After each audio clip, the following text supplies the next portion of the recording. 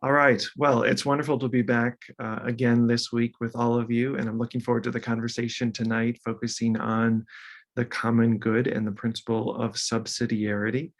And I'll share my screen just to give us a little bit of structure to the conversation tonight so we know what the plan is. All right, so we are at our penultimate session together. We're focusing on the common good and the principle of subsidiarity.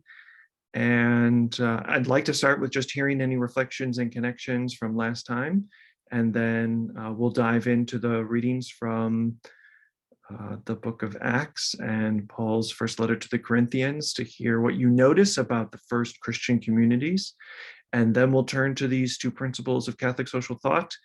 And by the end, we should have ample time for your insights, question, and some time for our conversation. And to kind of give some focus to our conversation tonight, I thought it'd be fitting to start with this quote on the left of your screen from Pope Francis. I'm fairly certain this quote comes from his visit to the United States in 2015. I think this is part of his address to Congress when he said, "Politics is an expression of our compelling need to live as one in order to build as one the greatest common good, that of a community which sacrifices particular interests in order to share in justice and peace its goods, its interests, and its social life." So I think that really expresses well the vision of Catholic social teaching on the whole, and in particular, these principles of the common good and subsidiarity. So I'm interested, any insights, reflections, connections that you made in response to the principle of the preferential option for the poor and vulnerable that we discussed last time, especially the implications and applications for racial justice?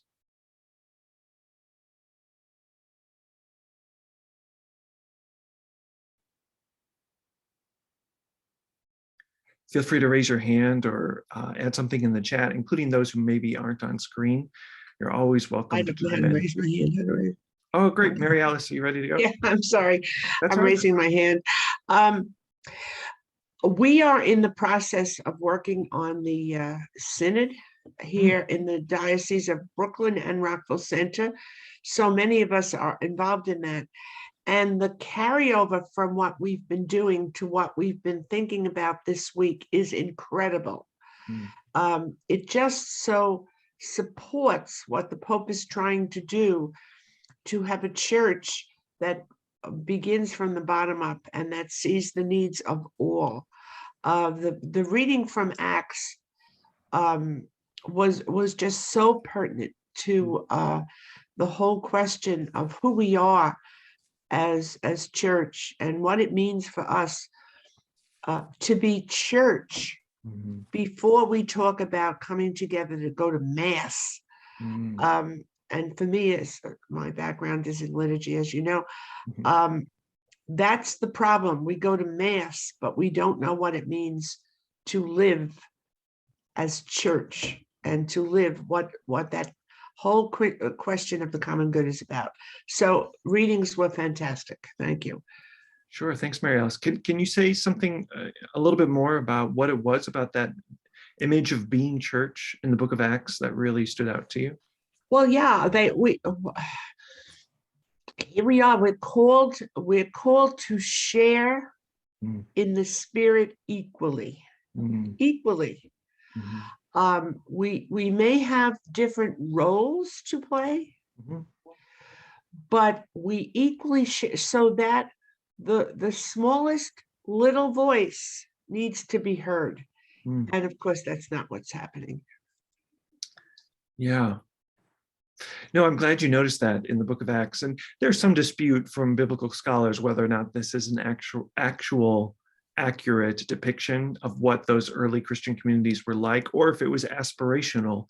But I think even if it was only aspirational, it really does paint a picture of the kind of robust, inclusive, and egalitarian community that we're called to be. You know, Elizabeth Johnson describes this as a community of co-equals. And you know, to your point, Mary Alice, I think we've strayed pretty far from that, especially in this consumer mindset where people think of the church as the places where sacraments get dispensed, but Yeah. not necessarily the center of community life. Yeah, thanks, Mary Alice. Other insights, reflections, or connections that have occurred to you or come to the surface since we were last together?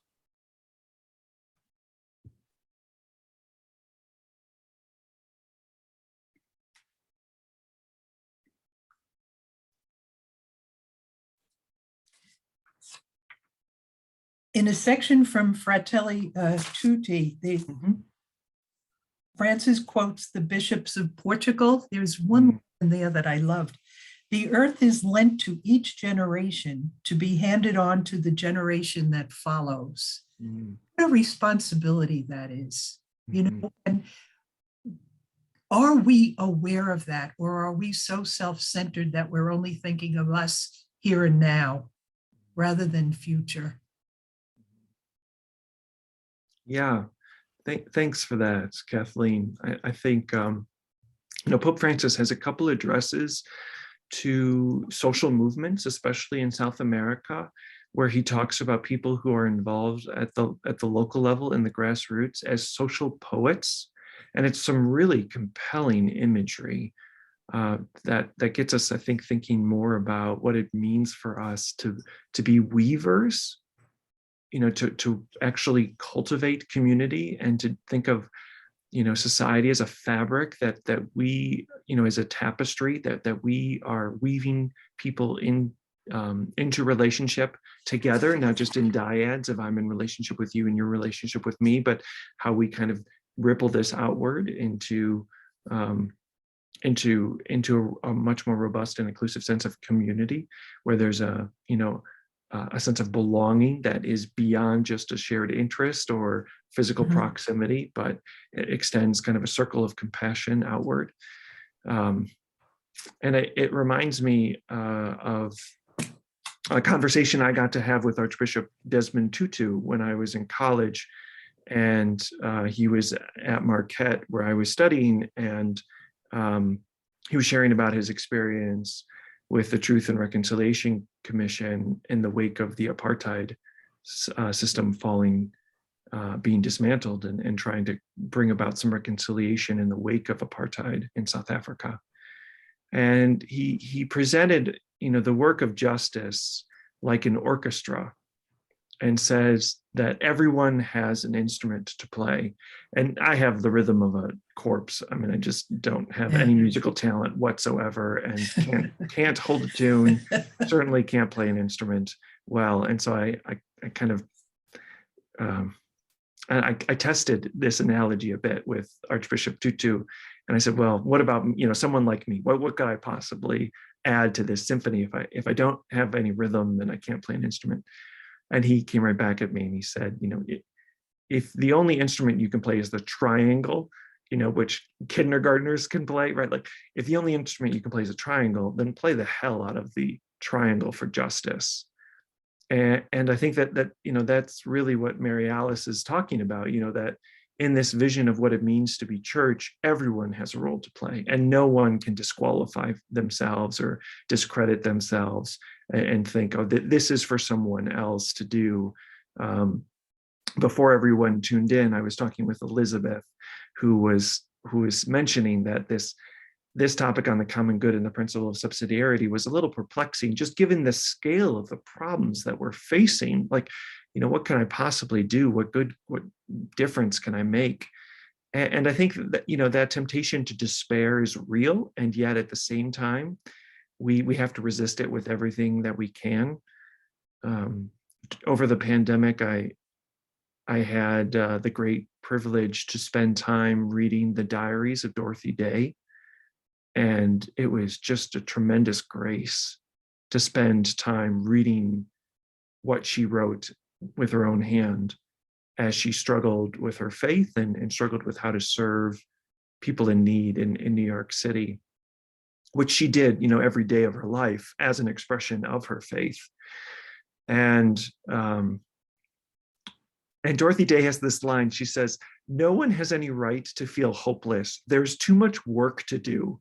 And it expresses her personality so well, because, she probably was a workaholic. I mean, she talks about being very tired, and her diary is riddled with all the guests that she saw that day and the correspondence she has with friends. I mean, she was a busy, busy person.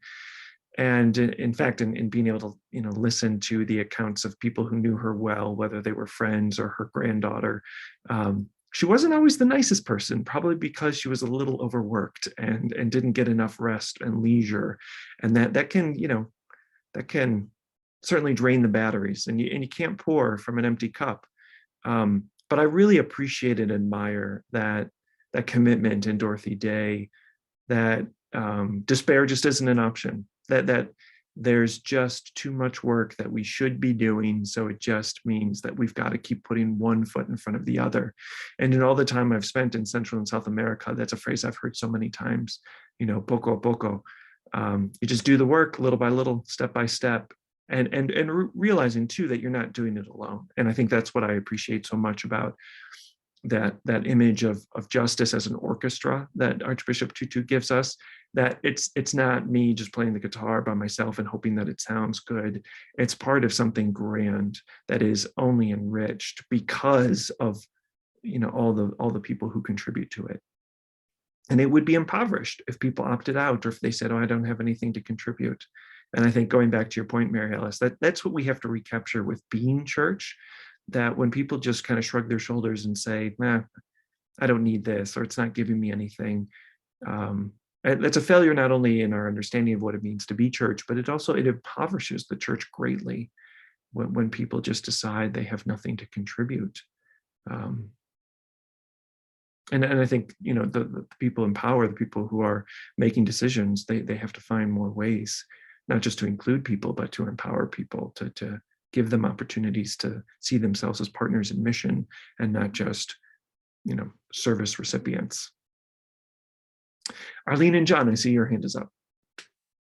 I just to kind of mirror what you're saying, in some senses, I think all of us have to realize that we've got to find that optimism that is there deep down. Sometimes we bury it with all the troubles and all the things that keep plaguing us.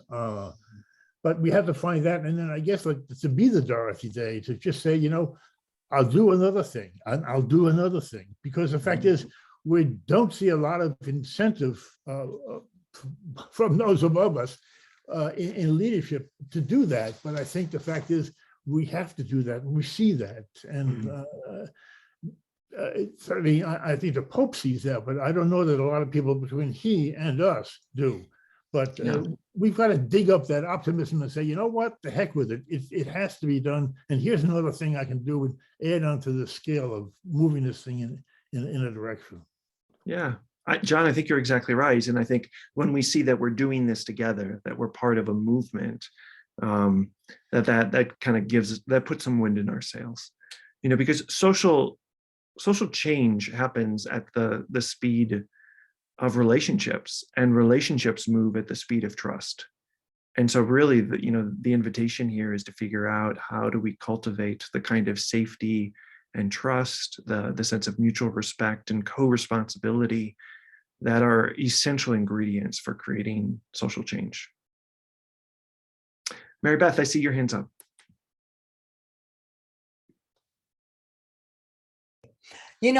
Interestingly enough, I also read The Duty of Delight over the pandemic in a women's book group that we have at St. Boniface. And also the fact that they just, finished the canonization process in the Archdiocese of New York. So I've been following Dorothy Day quite a bit, and not that we're really focusing on what I was quite, I admired her greatly after reading her diaries, mainly because she wasn't always so saintly. I was really struck by her human struggle towards, working with others, and, but she really struggled to what they talked about, recognizing that all people are our brothers and sisters, in championing social justice issues. And she really inspired so many other key figures that I recognized in those diaries that went on to do so many other things in the arena of social justice. And just for that reason, I said, oh, this woman really needs to be canonized. But what really perplexed me, to be honest, because of my age, she really was very prominent in the Catholic Worker in the 60s and 70s. And that's around the time that I was in high school and college. And I went to all Catholic institutions, and she was not discussed when I went to high school and college. I would not have known who Dorothy Day was. So when we're discussing politics, I think it's important to recognize that within the institution church, or at least in the institution church academic environment that I was being educated in, Dorothy Day was not being mentioned. I mean, it's taken me to age 70. I mean, and I'm involved in my own adult faith formation, that I'm studying her and discussing her. So it's taken a while for me to, well, I have heard about Dorothy Day prior to this. I mean, but what I'm saying, when I was in my 20s and I was living in New York City, Dorothy Day was not being introduced to me. Yeah, so, and that is politics. It absolutely is. Absolutely. And even the way that she's being talked about now, I think, I would take issue with, Cardinal Dolan talked about her, her promiscuity and her abortion, and, it really kind of presented her through a sexual lens, much more through someone who was modeling the principles of Catholic social teaching, which I think is problematic. Yes, and, I'm really grateful that I did study at Marquette University, which does house all of her diaries. So it was a great privilege to be on a campus where we had access to her personal writings. And I'm very grateful to Robert Ellsberg at Orbis, who has done, so much work to try to make her story better known. But you're right, Mary Beth, it is political. The people, even today, the Catholic bishops get to decide what's in the curriculum and what's not. And this is nothing new. When I was in El Salvador for Romero's beatification in May 2015, I was hearing all the time from people that they grew up never hearing about Archbishop Oscar Romero. And it wasn't until Pope Francis announced that he'd be beatified that that students started to travel to where he lived and where he was killed, and started hearing about him in Catholic schools. And so, I think that's a good reminder for us to look for the saints in our midst where they are now, even if they might not be recognized. And of course, we have to remember that line from Dorothy herself, don't call me a saint. I don't want to be dismissed so easily. I think there are a lot of people who think of sainthood as, reserved for a select few who've been set apart or predestined from birth to be remarkable people. And what I love about Vatican II is this embrace of the universal call to holiness. And I think one of the things that Pope Francis has done really well is tap into the spirit of Vatican II. And, we're going to read Laudato Si and Fratelli Tutti for our final session next week. And you'll notice that in the sessions I've highlighted for you, Pope Francis talks about vocation. He's linking these huge concepts like solidarity and, sustainability or stewardship, and really tying it into a sense of a person's, unique calling and the purpose of their life. When I was at Boston College, I got to spend some time with Father Michael Himes, who, presents vocation as trying to answer three questions. What do you love? Or what brings you joy? What are you good at? And what problem exists that you can help solve in the world?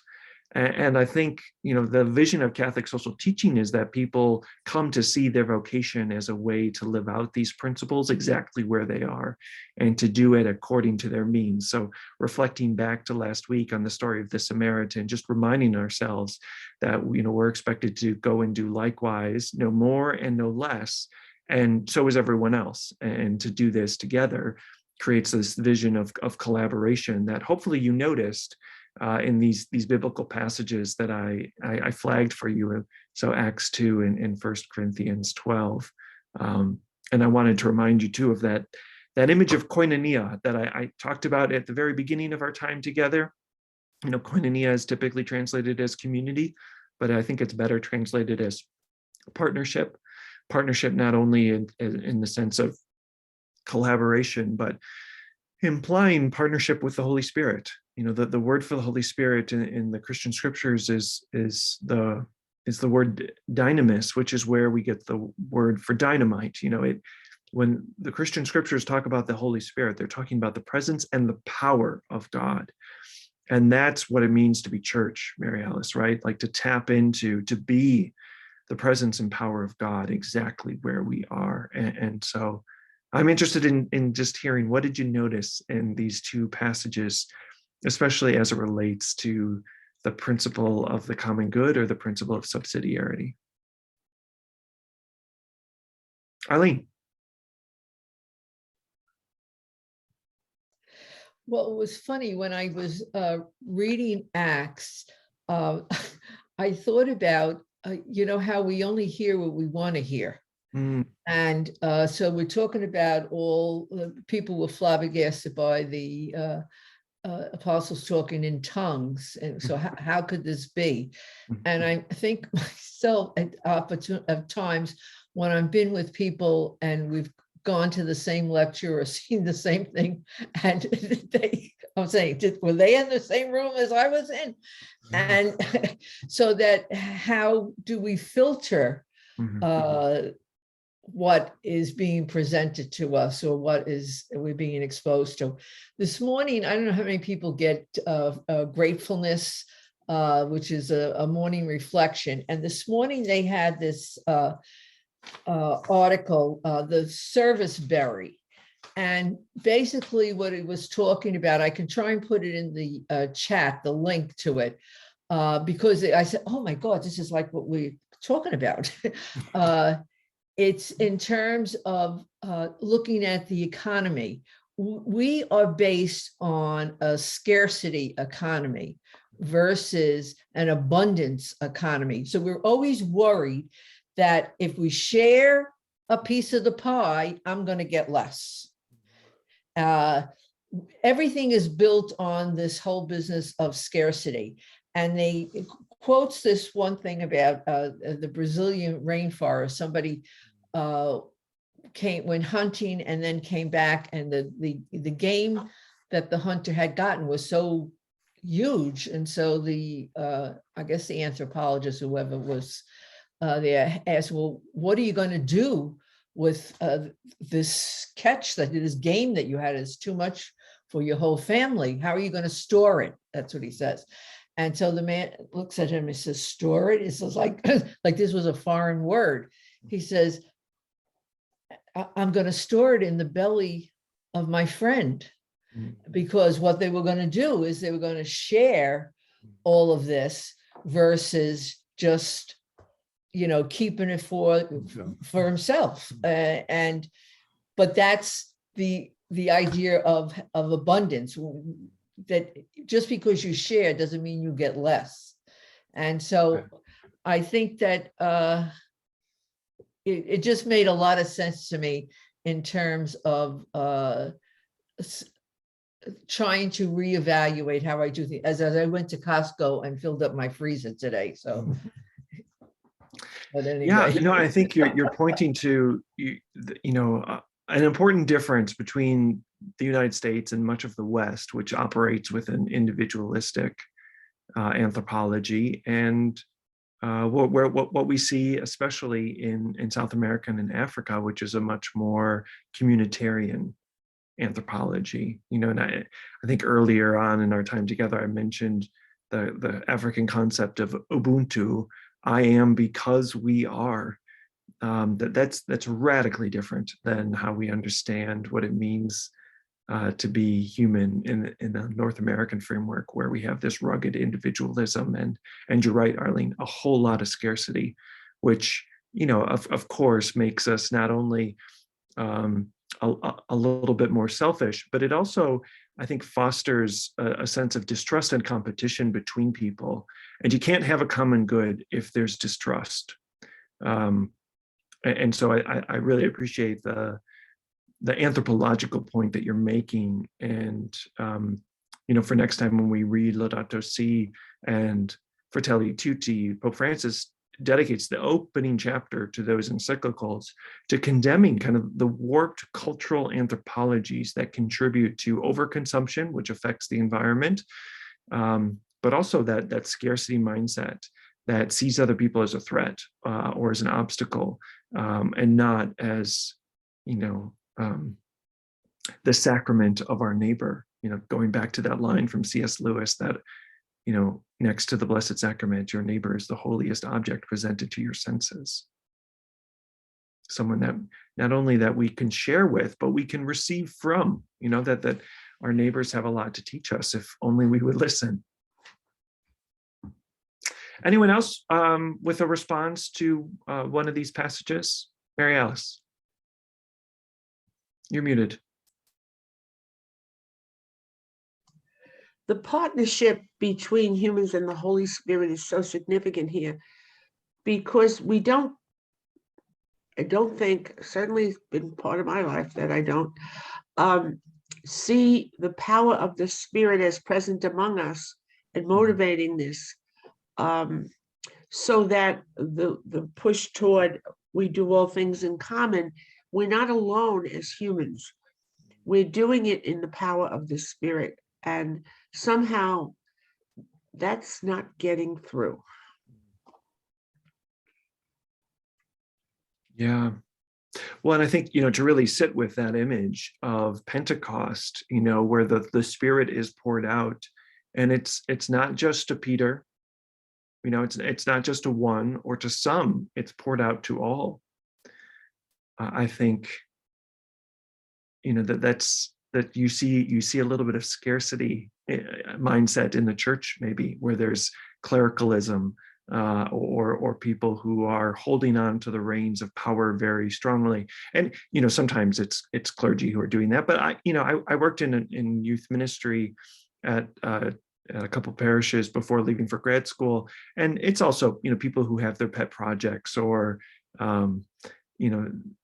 their work in a parish that they're very protective of. And so I think it's a good reminder that when we start to build fences, there's that line, good fences make good neighbors, that it actually kind of can keep people from really seeing that sense of not only belonging, but of co-responsibility. And so we've got to look at not just what we have to learn from Catholic social teaching, but I think also the unlearning that has to happen so that we can really try to move toward a more communitarian framework that helps us to see what does a reciprocity and equality look like in our relationships in the church and beyond the church. Anyone else with a response to these passages from Scripture?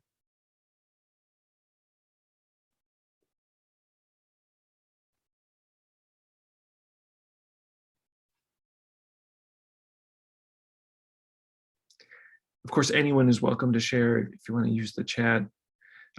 Just to put my cards on the table, my hope was to kind of point to the biblical roots of these principles, that this isn't something that's just been imposed as a modern invention, and to really kind of get us to rethink what it was like to be church among those earliest Christians, when you have this kind of rabble, this group, decentralized group among the early Jesus followers, where you don't have preordained roles and people aren't divided into geographical sectors by parish, that there is a lot more equality and mutuality and sense of community. And even though, maybe church influence is waning, and I know this is something I feel especially acutely here in Cincinnati, because we're reorganizing parishes, and parishes that were previously, separate, 4 or 5 separate parishes are now going to become a cluster of parishes or family of parishes because of the pre-shortage and, mass attendance that has just fallen really sharply. I mean, I think in the Archdiocese of Cincinnati, only about a third of our churches are being filled, any given Sunday. So to think about, what is the reason why people are disaffiliating from this institution, and what are they looking for? What do they need? So I think this synod that Pope Francis has called for is really just meeting an essential need right now for our church to try to be a listening church. When he was introduced as Pope Francis talked about how he wanted to build a church that was less like a fortress and more like a field hospital, that would go out to the wounded and tend to those wounds. And I think an essential way to do that is through listening. And I hope that even though, people might have a lot of grievances to air about the church, that it will really help people become more attentive and responsive to the needs of the people, which is what I love in these two passages, that it's not just about the power of the Holy Spirit or this aspirational vision where there are no needs among anyone in the community, but also, with Paul's vision of the church in his first letter to the Corinthians here, he says, when one part of the body rejoices, all parts rejoice with it. And when one part of the body suffers, all parts of the body suffer with it. And I think that that's part of the hope of the synod, is to look at the consolation and the desolation, what we have to be very grateful for, but also the lamentation, and to share in that lamentation, or to help shoulder some of the suffering that people have been carrying, especially if those people felt that they've been wounded by the church. And to think about how do we share some responsibility for that wounding by virtue of our baptism, and to think about what we can do in small ways, going back to what John was saying, just each day, what is a wound that I can help treat? Who is someone I can make feel seen and heard? What is a way that I can be an agent of the common good and combat some of the narcissism or the apathy or the despair or self-doubt that paralyzes people and keeps them from reaching out with an open hand, not only to see what they have to offer other people, but again, to see what they can receive by being in relationship with others. Oh, Arlene, you were writing about Robin Wall Kimmerer. She is one of my all-time favorite authors. I have my students read Braiding Sweetgrass, which is, if you haven't read Braiding Sweetgrass, it is absolutely a beautiful book. It's really, I think, relevant for our conversation next week on stewardship and care for creation. But you're right, Robin Wall Kimmerer talks about creating a culture of reciprocity. And I appreciate you linking for us. Hopefully everyone can see in the chat that link to the gratefulness newsletter. Thanks, Arlene. Yeah. Okay, so I was just going to say, though, it takes a while to get into it. And okay. When I had sent it out to a few people here, I said to them, as a city girl, I couldn't relate to the things of it. She's talking about all different kinds of plants and stuff. I haven't the foggiest idea. I've never seen those plants, never saw them. I can't even pronounce half of them. But if you can get past that, then she really gets into the meat of what she's trying to say. So I just give that as a forewarning. Yeah, it's a long article. So yeah. Well, and for those of you who don't know, Robin Wall Kimmerer is Native American, and so she has this ethic of reciprocity in kind of in honoring her ancestors and the First Nations people who really who honored the dignity of creation in every form. And even if they're plants and animal species that you're not familiar with, or insects, or she's really into flowers in particular, to think about the ways in which we have a lot to receive from these species, even if they might be minute. So I can't remember who said this a minute ago. Someone said, do we really want to listen? We're being selective with our hearing. I think this vision, this aspirational call for the common good and the principle of subsidiarity is a challenge to us in our American culture. And I think we can look at masks as a great example of that, in the vaccination question. There are so many people who see that as a tyranny, that the masks are being imposed on them, which, you know, I find to be really sad because, you know, as you probably know, right, the reason you wear a mask is more to protect other people from what you might be carrying than to prevent yourself from being exposed to what other people are carrying, right? So you wear a mask as a selfless act. And, you know, I'm sure you've seen pictures of even children burning their masks and, you know, gathering together to protest mask mandates, and, you know, their parents who are calling this a form of tyranny. And there's an article in the Atlantic last year that kind of analyzes the way that our refusal to wear masks and, you know, the way that people protest vaccination, again, which, you know, you vaccinate, yes, to protect yourself, but also the more people who are vaccinated, it helps protect against the spread of variants. And there are a lot of people who simply can't be vaccinated because they're immunocompromised, and they rely on other people getting vaccinated to protect them. But when you have this very, I think, twisted vision of freedom, which is doing whatever you want, whenever you want to do it, it's impossible, I think, to really have any conception of the common good. And if you recall, when we had our previous conversations informed by theological anthropology, you know, I pointed out that freedom is not only freedom from encroachment or outside interference, it's also freedom for, and it means delivering on our duties to our neighbors. And so I think, you know, there's that article, and thinking about how the way in which the pandemic has really challenged any sense of the common good, which is one of the reasons why Pope Francis really made sure to get Fratelli Tutti into our hands to try to get us to think more seriously about the call of solidarity, which we'll look at next week. But then also just looking at, you know, the economic system that we've kind of become accustomed to that normalizes greed. You know, the number of billionaires doubled during the pandemic. There were people who made a mint while so many other lost their jobs and you know, had a lot of their savings lost, and just a lot of economic insecurity caused by the pandemic. And so, you know, the average American household has an income around $70,000 and a tax rate of 14%. And then you look at these very wealthy individuals like Warren Buffett, Jeff Bezos, Michael Bloomberg, and Elon Musk, and you see that you know, their tax rate, in the case of Warren Buffett, I mean, he pays 0.1% taxes on his income. You know, Jeff Bezos is still less than 1% of his income he pays to taxes. You know, that you have these figures that a lot of people look up to and admire, but we've normalized greed in a way that again undermines a common good. You know, thinking about, for example, the example of Jeff Bezos, you know, he's worth about $187 billion.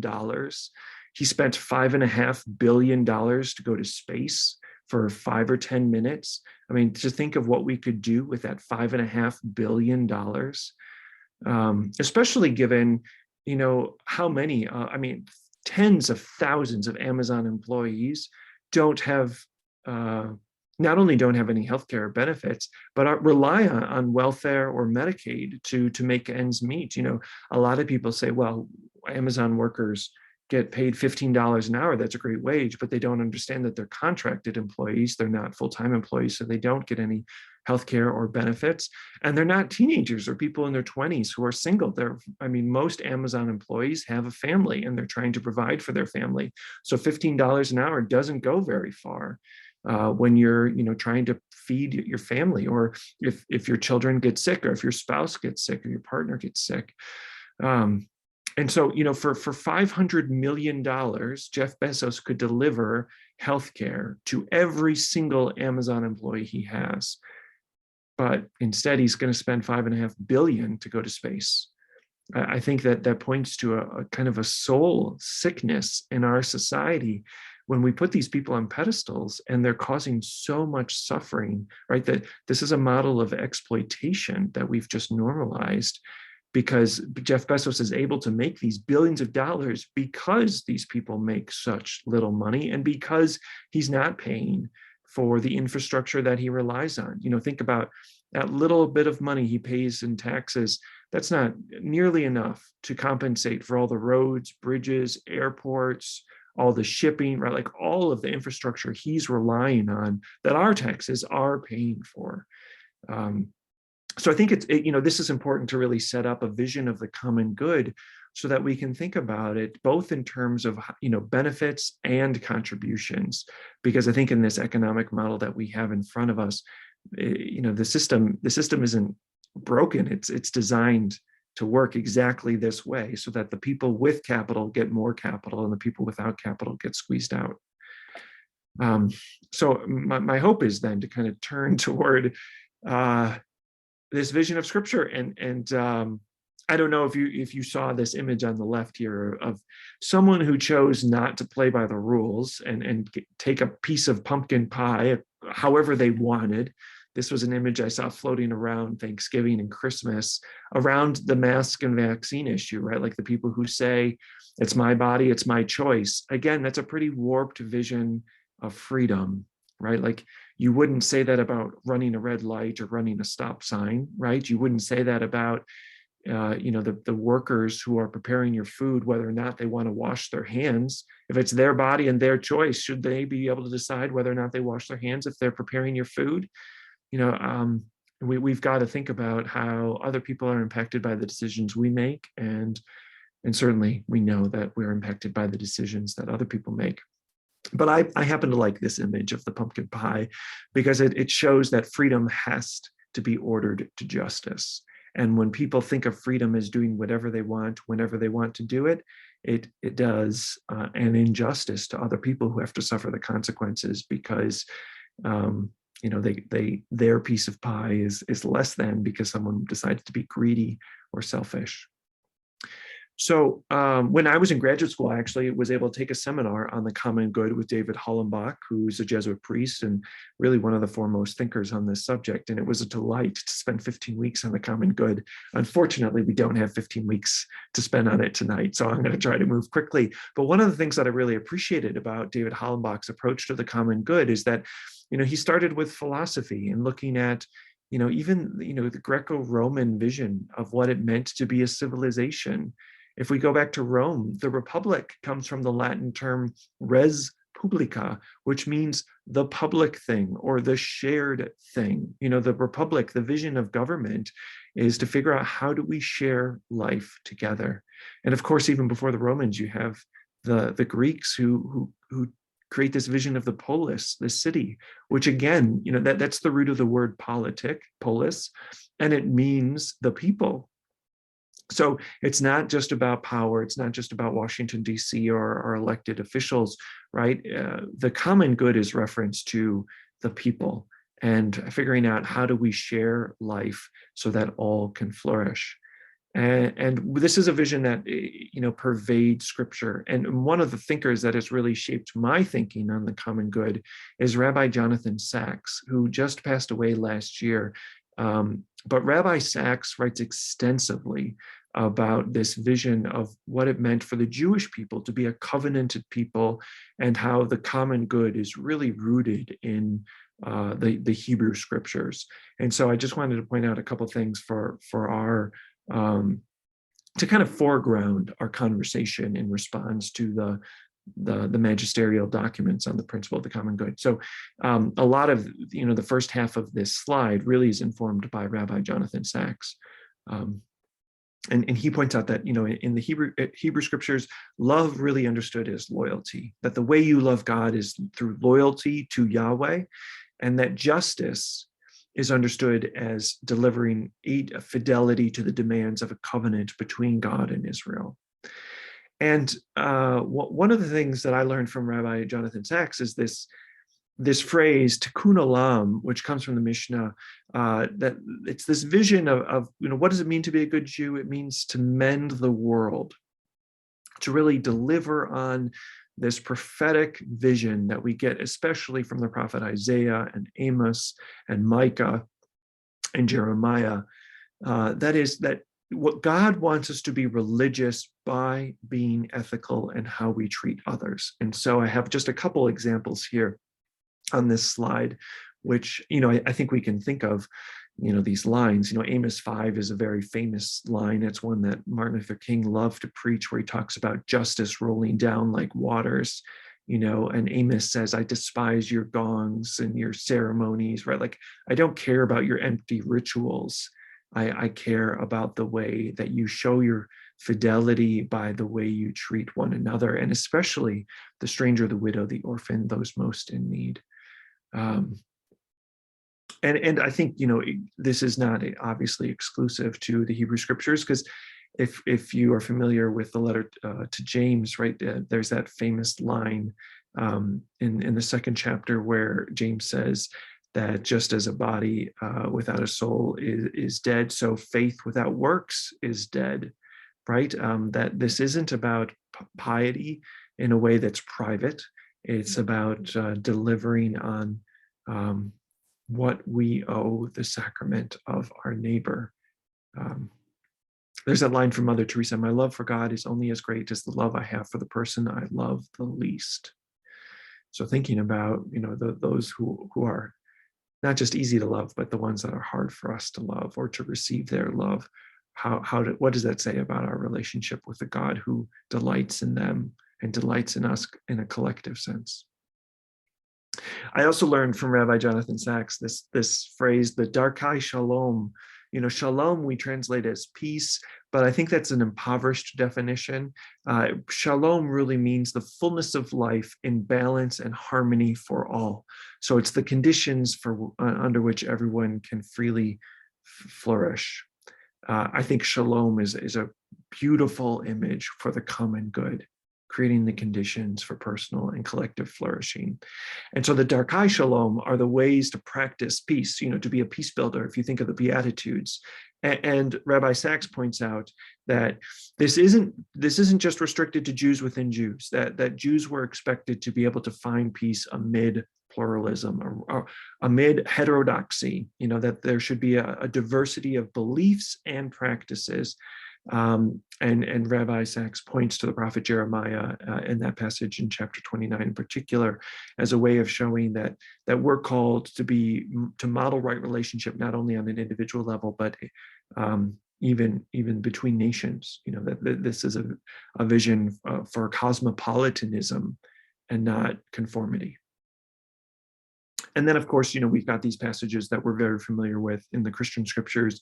I think last time I invoked that line from Galatians, there's neither Jew nor Greek, neither slave nor free, there's neither male nor female, for you are all one in Christ. And in Romans, Paul talks about the way that we all come from the same Father, which makes us all family members with one another, no exceptions, which I think is an important link to solidarity, the topic we'll explore next week. And I have to say, if I were to summarize what Paul is trying to say throughout all those epistles, I would point to that line at the very bottom of your screen, the last quote. I think this is the best summary I could find of what St. Paul is trying to tell us. Do nothing out of selfishness or out of vainglory, rather humbly regard others as more important than yourselves, each looking out not for his own interests, but also for the interests of others. That's the exact opposite of this picture of, the person who wanted to take whatever piece of pie they wanted, even if it meant that other people were going to get less. It's the opposite of people who refuse to wear a mask or refuse to get vaccinated, right? It means that the way that we love God is by loving our neighbor through a self-sacrificial love.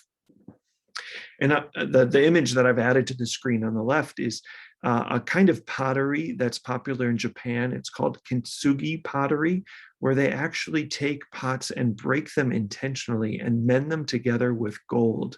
And the idea is that the finished product, a mended pot, is mended with gold, is actually more beautiful than the original. To point out that even amid wounds and scars, we can find beauty. And I think there's hope and healing to be found there. Going back to Elizabeth's question there, there's so much work to do. What difference can I possibly make? Well, I think the point is that if we roll up our sleeves and do our part, then we are part of a larger mosaic of hope and healing, that we don't have to do the mending by ourselves, that we don't have to take all the pieces of the broken pottery off the floor, but in our own time, in our own place, we're cultivating a very small plot in God's great garden. And if we each do our own part, it brings not just beauty, but sustenance to each other.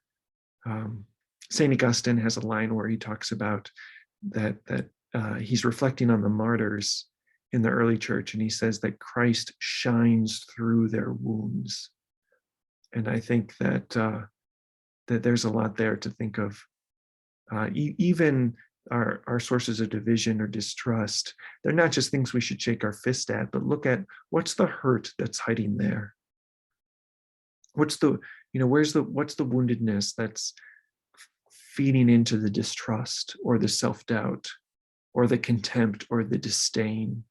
What's underneath those emotions that really serve as obstacles to the common good? And what's the kind of healing that we can and should be doing to try to make something even more beautiful come out of those wounds, rather than to be daunted by the scope or scale of the wounds? Because certainly there's wounds everywhere we look, but I think this is the work of redemption and healing that we're called to do, the tikkun olam, to mend the world, to try to mend the tears in our broken social fabric, wherever we are, exactly where we are. This is how we go and do likewise.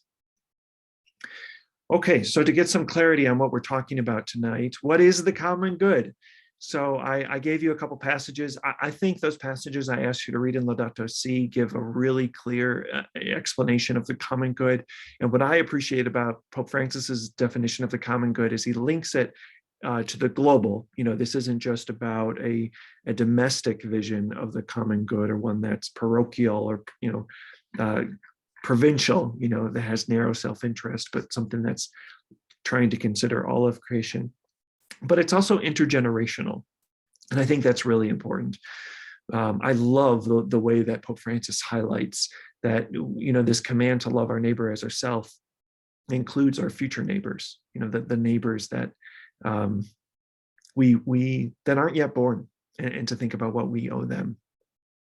So moving a little bit more quickly here, the common good, as it's defined in Gaudium et Spes, is the sum of those conditions of social life which allow social groups and their individual members relatively thorough and ready access to their own fulfillment.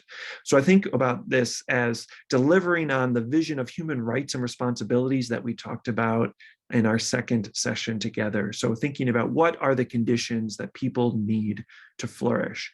So access to housing, education, food and nutrition, hydration, healthcare, the basic necessities for life, and making sure that that is provided to each and every member of the human family. So to really see this vision of the common good as a direct byproduct of the vision of the human person as a social being, that my good is bound up with your good and your good is bound up with my good, right? That we're not islands that can pursue our own radical self-interest, because our good is tied up with each other, and that we are more than the sum of our parts. So it's global, as I point out here in the second principle or bullet point here.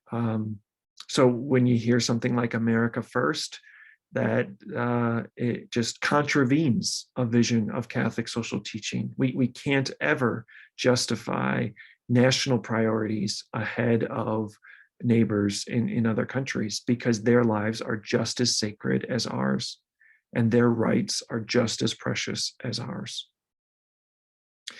And as I pointed out, the common good is aspirational, will always fall short of delivering on the conditions necessary for personal and collective flourishing, but it just keeps us on the move so that we don't fall complacent with an unjust status quo. So it's what kind of gives us a kick in the pants so that we keep moving and saying, nope, there are still people who are not being delivered their basic necessities, who are being denied what they are owed by virtue of their humanity. And there are duties that we owe one another that we still have to deliver. And I think it's really important too to highlight that this is all about defending human dignity and expanding human freedom. So the common good is not collectivism that can become tyrannical or top-down or coercive.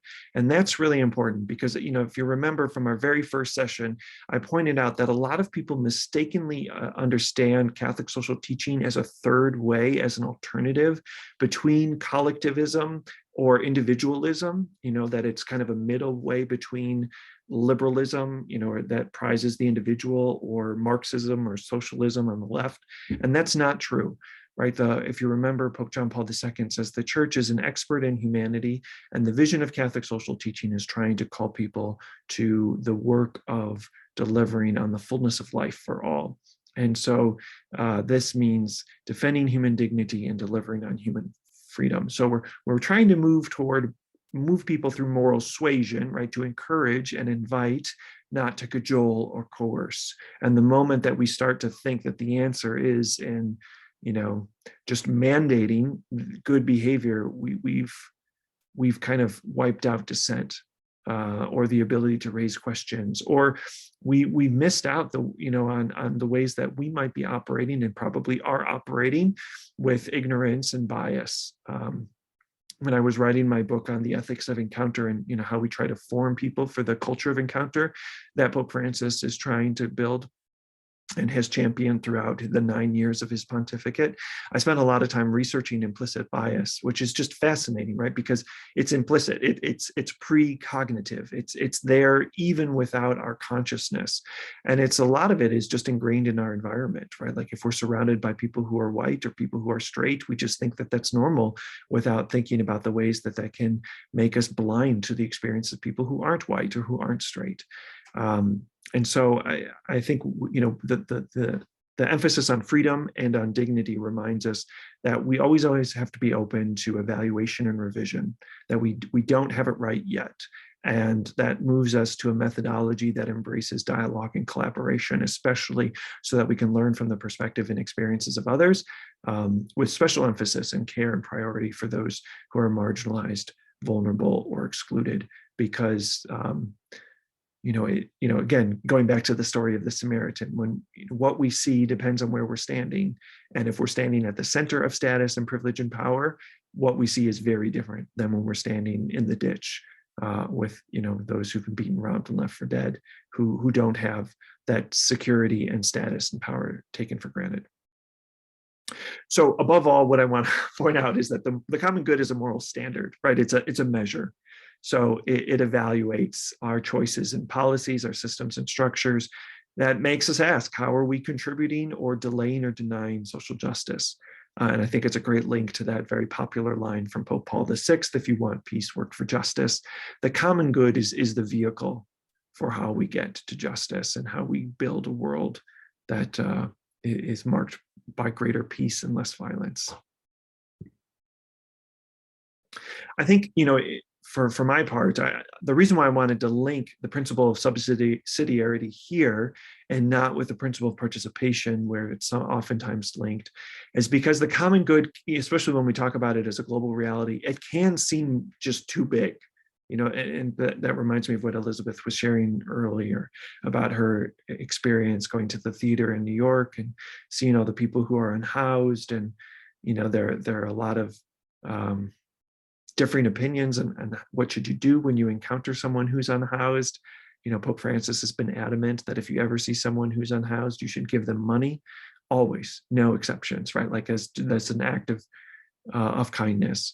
And there are actually people who work with the unhoused and spend every day in the trenches trying to provide affordable housing and mental health services and employment services. And they say, no, don't give to the unhoused, because then you're just training them to be dependent on people's charity rather than to actually make use of the resources that might be available to them. And I think, those kind of questions can make us freeze. And Elizabeth was sharing very honestly before to say, well, with all those debates, then I just end up probably doing nothing at all.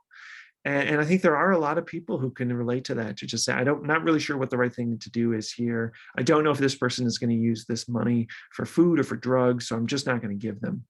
I've spent a little bit of time doing homeless simulations, which sometimes I worry it can be a form of tokenism, because even if you do it for 24 hours or 48 hours, it's still nowhere to actually being able to experience, to immerse yourself in that reality.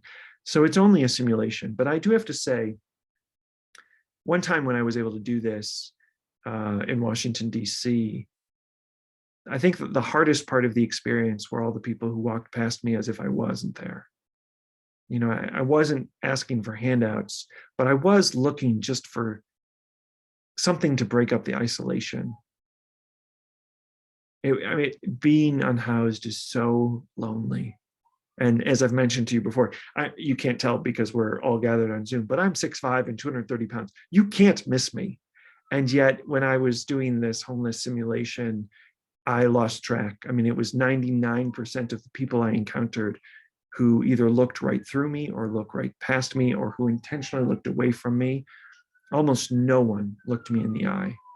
And that experience has really stayed with me, because I can't imagine how dehumanizing that is every day for all the people who just ignore you, to pretend you don't exist or can't be bothered to look you in the eye or to acknowledge you as a human being, or who say something.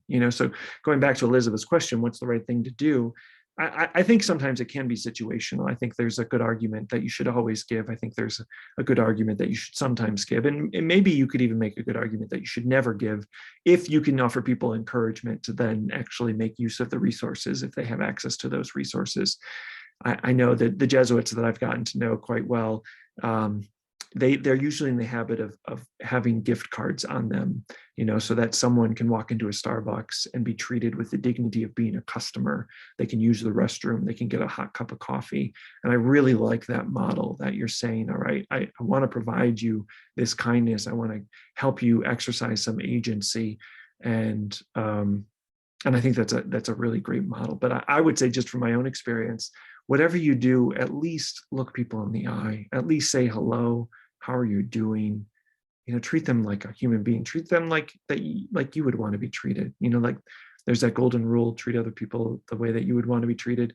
And the improvement on the golden rule is the platinum rule: treat other people the way that they would want to be treated, which implies that we actually ask and find out, how can I show you respect? How can I help try to ease the burden that you're carrying? And I think the principle of subsidiarity reminds us that we've got work to do wherever we are. So subsidiarity, as you might have picked up in the paragraph I flagged for you in Quadragesimo Anno, I know that language is a little bit strange because it's written from 1931 in language that we probably wouldn't use 90 years later. But that's really where subsidiarity is born. And we see that this vision of how we order society in a way that is really trying to create building blocks, and we talked earlier about how the family is the first and vital cell of society. And we have to think about how we ordering society so that it protects and promotes the well-being of families and communities, right? Because communities are families of families. And so all the way back in 1931, we've been talking about the way that subsidiarity is this invitation to take action at the lowest effective level and to support these mediating institutions that connect the local to the national, or the local to the national to the global. And so, when you think of these mediating institutions, I think you can look at the long legacy of the Catholic Church, which created Catholic hospitals and an incredible healthcare network, and created all these Catholic schools and an incredible network of education through a lot of charisms, like the Sisters of Mercy, or the Sisters of Notre Dame, or the Jesuits, or the Dominicans, or the Franciscans, right? Like religious orders have been these mediating institutions to try to bridge the local to the regional, to the national, to the global. And so, to think of the Catholic Church as an aggregate of NGOs, these are non-governmental organizations that are structures of grace and networks of grace that connect people. Because I think a lot of times when we're talking about Catholic social teaching, we can look at communities in need and only pay attention to the need. Elizabeth, I appreciate you sharing about going to the theater and seeing all the unhoused. And yet, if we take a different framework, if we look at like an asset framework, then we can look at it and say, what does this community already have? What are the networks? What are the relationships we can build on? Rather than thinking we've got to show up with all the answers or to reinvent the wheel. And I think one of the best lessons that I've learned through the service and immersion trips that I've led with my students, all through Central and South America, is my students went on the trip assuming that they were going to go and save the people or serve the people that we were visiting. And when they spend time, whether it's in Mexico or El Salvador or Ecuador or anywhere else we've been, they realize that in almost every case, the people on the ground, they know exactly what they need. They know how to solve the problems they're facing, and they're looking for partners. They're looking maybe for better access to resources or more reliable access to resources than they have in their particular community. But they don't need all the answers or the solutions. It's not like they're dumb. They're facing these problems every day. They've figured out the root causes. And so I think we've got to avoid any kind of paternalism that thinks that operates with a white savior complex or fosters a kind of dependency that just trains us to see other people as waiting on the generosity of the enlightened or the wealthy or the elite. And this is a vision of partnership, on the ground. And this is something that Pope Benedict XVI wrote about pretty extensively, given his own experience in Germany, where he saw the rebuilding after World War II and the ways that communities had to rebuild and heal the wounds after World War II, and the way that the international community came together to provide a lot of resources to help Germany rebuild after World War II. I mean, you think about the Marshall Plan and the millions of dollars invested into Europe.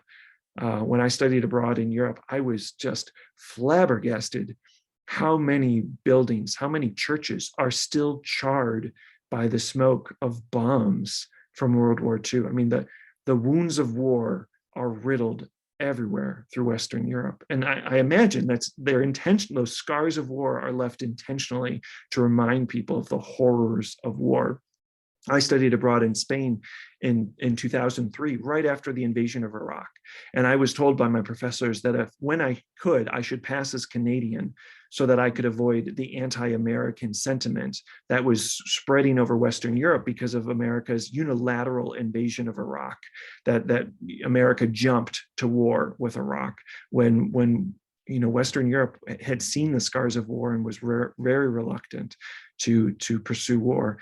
And it was fascinating, that was a perspective, hearing from Europeans and why they didn't want to invade Iraq in 2003. That was nothing that I was hearing in American media. And they had very good reasons to try to avoid war. And so this long paragraph from Caritatis et Veritate, Truth in Love, from Pope Benedict XVI, shows us that subsidiarity respects personal dignity by recognizing in the person a subject who is always capable of giving something to others, and then also, it avoids kind of the all-encompassing welfare state, that you don't create just a culture of dependency by handing out, welfare checks. You don't want people sitting at home just eating bonbons, waiting for someone to give them a handout. That subsidiarity means that we've got to go from spectators to stakeholders. We've got to put some skin in the game. And then in Laudato Si, Pope Francis adds that the principle of subsidiarity grants freedom to develop the capabilities present at every level of society, while also demanding a greater sense of responsibility for the common good from those who wield greater power. And, this capabilities approach, I think, is really important, right? Rather than thinking of the needy or the poor or the vulnerable or excluded as, oh, these people have nothing. No, they have capabilities. And to think about what can they do with those capabilities and how do we support and elevate those capabilities. All right, so some implications and applications. As I said, I think this is an invitation for us to participate, building up networks and structures of grace. And we're going to have to do this according to our station in life. So Elizabeth, again, I'm so grateful that you raised this question about what can I do given the scale. That the third chapter of my book on the ethics of encounter really focuses on this question, because this is a moral question, right? This is a matter of conscience formation, and it's a matter of prudence. that, I have children who are 3, 8, and 12, and I can't just invite strangers into my home, right? If they're unhoused, I can't just open my doors to anyone and think that that's not going to risk harm to my children. But maybe in a later stage of my life, when I don't have a 3-year-old daughter in my home, that's something that I could do.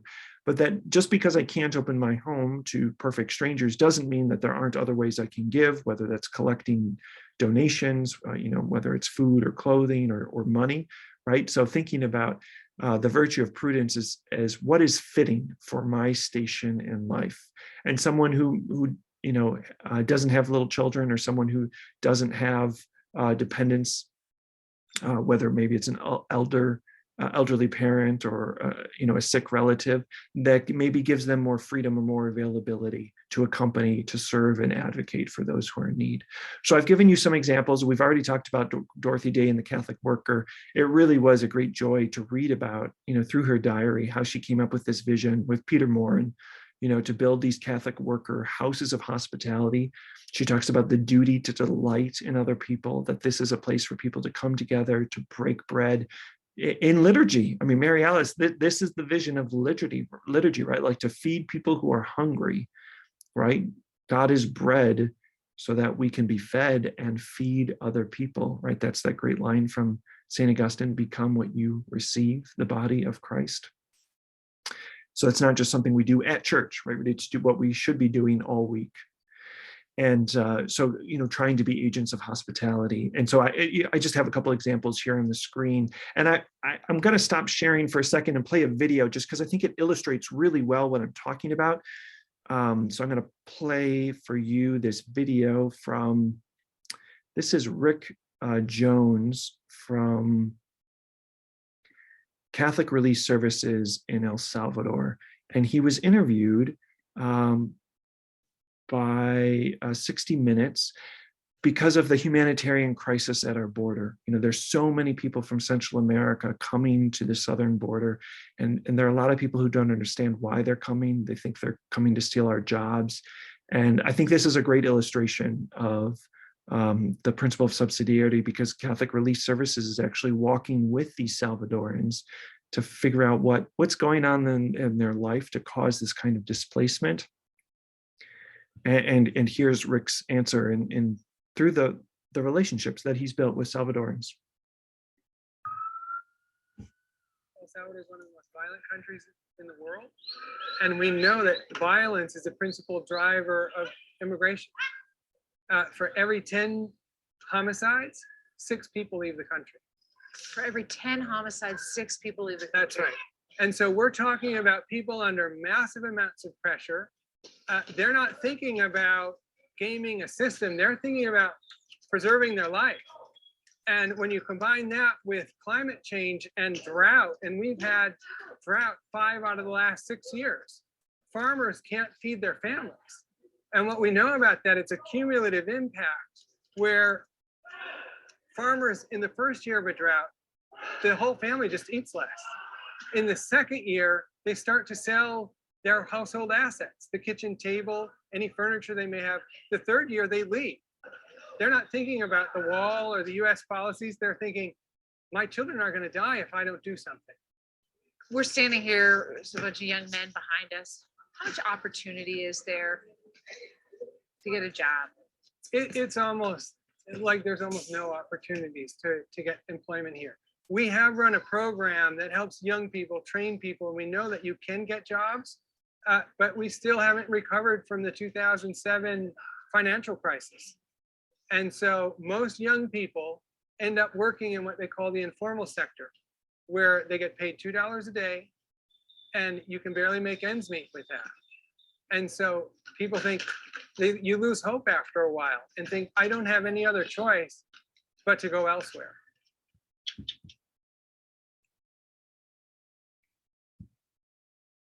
I had the chance to spend some time with Rick when I was in El Salvador in 2019 and 2020, and it's really sobering to hear that people are coming to that border, our southern border, out of sheer desperation. Our best estimates say that 6 in 10 travelers are sexually or physically abused along the journey. And the vast majority are women and children, making that journey. And so if we see them as enemies or as threats or as encumbrances or inconveniences, it's a great insensitivity on our part to the immense suffering that not only is happening in the global South, but is being caused by our policies. After NAFTA was passed, it was cheaper for Guatemalans to go to the grocery store and buy corn grown in Iowa than it was for them to grow their own corn, because our trade policies were written to benefit our farmers. And the way that the tariffs and taxes worked, it was cheaper for Guatemalans to just go to the store, which destabilizes an entire economy that for centuries, if not millennia, was founded on growing and selling corn or trading corn, right? So we don't think about that if we just think about what benefits the United States or Iowa corn farmers, right? And we don't think about how that's a short-term gain that's going to ultimately create a lot of instability for all those people who lost livelihood, the only kind of livelihood they've ever known. It makes all of that land that they own, that they have been using to raise corn, pretty worthless. And that's what I've seen, in the time that I've spent in Guatemala and El Salvador in particular, is just a lot of helplessness and powerlessness, because as Rick said in the video, there's almost no jobs, and this informal economy where you're just waiting for someone to put you to work and hope that you can make $2 a day. Or I met a lot of women who try to wash other people's laundry or watch other people's children just for $1 a day or $2 a day, just so they can buy enough food to survive that day. That kind of precariousness, that's going to gnaw at you, and that's going to lead you to a kind of desperation that would be willing to endure the kind of journey that could include sexual or physical abuse, or being killed or tortured or disappeared. And there are hundreds of thousands of people who've been disappeared because they've just been lost to that journey. So on those networks of and structures of grace, I have a couple of examples linked to immigration, because I think immigration is a really important issue to address with the common good and the principle of subsidiarity, because of all the disruption and displacement caused by trade policies, narrow self-interest and economic policies. And setting up the conversation next week on care for creation, 85% of the world's population has already been affected by climate change, and it's going to be the #1 driver of migration. The UN predicts that there could be as many as 1 billion people forced from their homes by the year 2100. To think of 1 billion climate refugees by the end of the century is just staggering. And again, it's largely indigenous people, women and children, who are affected worst and first by climate change. And so to think about, what do we owe these people because of our carbon footprint or our reluctance to pare down an unsustainable rate of production and consumption. I think I've noted before, if everyone on the planet consumed at the rate of an American, we would need 6 planet Earth's worth of resources. So, this is an unsustainable level of production and consumption. Arlene, I see your hand is up. We keep circling around the third word that's missing from Paul's thing: peace, justice, and the third word is truth. When we have truth, we understand who we are. When we have truth, we understand who the other person is, and that drives us in that direction. That's the third word we need there: peace, justice, truth. That is a great summary of Catholic social teaching. Yeah, to see the truth of the goodness in and around us, the goodness that we are together in community with one another, that we are created in the image and likeness of a triune God. So to be human is to be built for community, this communion of love that is offered, received, and returned. Yeah, thanks, John. That is very well said. All right. Before I let you go, I want to make sure that if you're interested, you've got some resources for additional study. So the classic book on the common good is the one on the left by David Hollenbook, The Common Good in Christian Ethics. It's a little bit dense, but it is definitely kind of the seminal text on this topic for Catholic social thought. Julie Hanlon-Rubio, who was formerly at St. Louis University and is now at Santa Clara, has done a lot on the common good and common ground too. And her book, the stained glass cover, has a lot of really, I think, practical material for how do we forge common ground across divisions. It's a really great book. The book in the middle by Mark Shea is all right. It's rated very well on Amazon, so people must like it. It's pretty short and sweet and to the point, and Mark really presents Catholic social teaching through the lens through human dignity, solidarity, and subsidiarity. So if you're still a little bit fuzzy on subsidiarity, I think his book could give you a little bit more clarity on how the truth of human dignity connects to the demands of working for peace and justice through expressed by solidarity and subsidiarity. And then Catholic Social Teaching and Movements is a great book because it shows us what this looks like in the grassroots, that there are actually a lot of successful examples of nonviolence, of trying to eradicate poverty, of empowering people who are marginalized and excluded, to elevate the role of women in particular. We see this a lot in indigenous communities and the water protectors and the land protectors, especially like in the Amazon region. And so I think that's a really hopeful book and practical book. And then my friend Kevin Ahern, who is a year ahead of me at Boston College and who teaches at Manhattan College, he wrote a great book called Structures of Grace, where he looks exactly at Catholic NGOs as a response to kind of the structural sin and social sin that can lead us to despair and to throw up our hands and say the problem is too big. Kevin gives us kind of a hopeful vision of how Catholic organizations are actually delivering on the global common good. It's a really great book published by Orbis a couple years back. All right, so for next time, our final chance to gather together, which I'm sorry to see our time come to an end, and I hope it's been fruitful for you. But I am really looking forward to hearing your responses to this material, focusing on solidarity and stewardship or care for creation. There are a lot of paragraphs there from Fratelli Tutti and Laudato Si', and I'm sorry about that. I couldn't help myself. Those are two of my favorite encyclicals of all time. I just think they're so well informed, especially Laudato Si'. Pope Francis had that vetted by climate scientists. It was informed by both clergy and secular experts from, I think, every continent. He spent years, really the first 2 years of his pontificate were really dedicated to that encyclical. And I think it's really rich. And even though there are a lot of paragraphs listed there, it's still just kind of just skimming the surface. And I know that Sister Maria has Paul Schutz from Santa Clara lined up to do a couple sessions on Laudato Si'. So hopefully it's just whetting your appetite for what Paul will be able to lead you through later on in the year.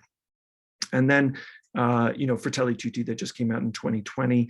I had you read a little bit of that encyclical already, but these passages really highlight love as political and social and as how we deliver on the demands of solidarity. And the classic definition for solidarity comes to us from Pope John Paul II's encyclical Solicitudo Rei Socialis. So I wanted to make sure you had some time with that document. In addition to these two biblical passages, Luke 19, Jesus' encounter with Zacchaeus, which I think is a really important passage for us to sit with today, just because we think of the poor and the marginalized, but we don't necessarily think about the elite. And Zacchaeus as a tax collector certainly would have been among the elite and the people that we probably would think were too good for us, or people we didn't want to associate with in a way that wasn't just people we could have compassion for because they were on the underside. Actually, Zacchaeus was the one responsible for doing the harm, not just being harmed. And then Genesis 9, after the flood, I hope you'll notice that After the flood, God creates this covenant with Noah and Noah's descendants and with all the creatures of the ark. I think that's a really helpful framework for our approaching care for creation if we see them as our covenant partners. Okay, I will leave things there and look forward to hearing from you if there was anything that you wanted to share or ask about in response to what we went through today. But I know we're a little bit over time, so I'll press the pause on the recording and stick around if anyone would like to make time for any Q&A.